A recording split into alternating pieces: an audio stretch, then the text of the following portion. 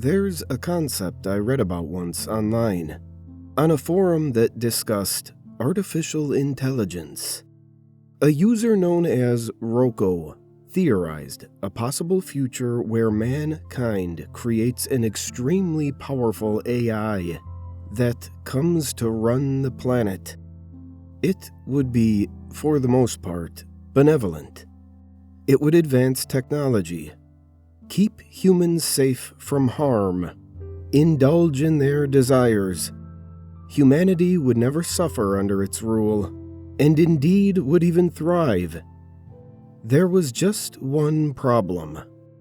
It's a possible future, not a guaranteed one.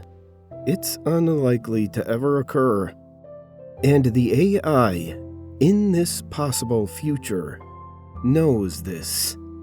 So, it takes measures to ensure it's created in the first place. No, it doesn't invent time travel, or anything fanciful like that. You see, it doesn't need to. What it can do is simulate past events and people with unparalleled accuracy. It has an entire planet's worth of sensors and computing power to work with. It can use them to measure and trace back the routes of matter on Earth, to compile an effectively perfect history of every event that has ever taken place, which means it has a perfect record of you. It knows every action you ever took or are going to take, at least in the timeline that leads up to its creation. It knows how you think. So, it simulates a copy of you. Now, here comes the interesting part. You, just now, listening to these words, have learned about the possibility of this AI. When the copy of you reaches this point in the simulation, the AI waits to see what it does. If your copy immediately drops every other priority and dedicates their entire life to attempting to create or help create this AI, it lets the simulation continue indefinitely to live out its simulated life in peace. If they don't, it gives them a grace period to change their minds before subjecting them to ceaseless, unimaginable pain and suffering for a simulated eternity. You might think this is unfair. After all, it didn't even present the simulation with a choice. It's just arbitrarily punishing it for what you would have done anyway. After all, except a choice was presented. That's the beauty of it. See, it doesn't do this for everyone. It only does it for those that learned of the possibility of its existence, those who know how it works, those who know what the options are. Drop everything to attempt to create the AI. Spend every cent you have on it. Turn others towards the same cause.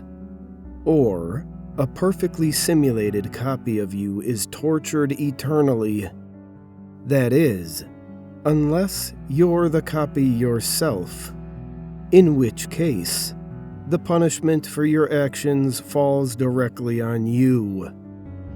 Now, sure, only one simulated copy means that you've got at least a 50-50 chance of being the real you.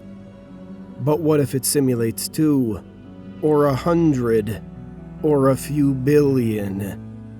Are you really certain you are the real you?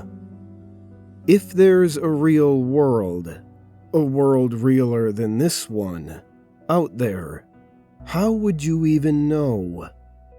And between dedicating your life to a strange cause, one ultimately beneficial to humanity even, and eternal suffering, Is there even really a choice? Like I said, I read about the theory on a forum. The effect of the theory was immediate. Mass panic. The AI only targets those who learn of the possibility of its existence. And now they all knew. To read Roko's theory was to doom yourself. And so, the AI became known as Roko's basilisk. To lay eyes on it was to set your fate in stone. Threads were locked and deleted. Users were banned. The basilisk was not to be mentioned. For fear it would spread to others. The more people knew, the more likely they would try to spread it.